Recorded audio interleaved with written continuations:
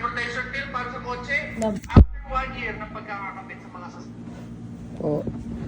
Di ba bata pa tayo nung nagkita ka? Nagkita tayo. Nakita kami. Yung sarili ko. Bata pa kami. Paano mo nasabi na ako na yung papakasalan mo nun? Ano yung para utuin ako?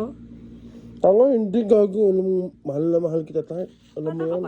Bata ka pa nung parang 16 or 17 ka pa lang nun. Bata man, bakit? Bata, baho kasi ng hininga mo. Tsaka bukas na tayo mag-usap. O mamaya, mag-toothbrush ka muna. Kagising ko lang eh. Manyak ang putya. Ano nga? Gusto ko Totoo yun. Totoo yun. Deep 16, 17 inside. na sabi mo na yun.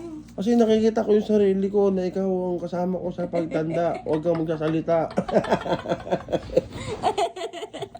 Parang mahal kita eh. Alam mo naman kung gaano kita kamahal tayo.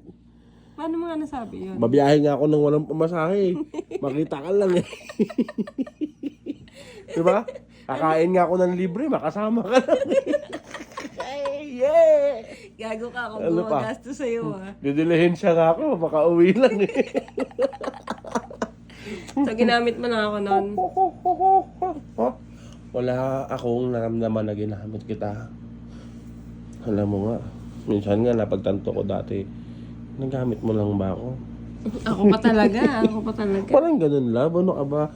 Investment yon. Siyempre mag-i-invest ka ng love mo sa akin. Ganun din ako sa'yo. Umani ka naman ah. Umani rin ako. Ano umani?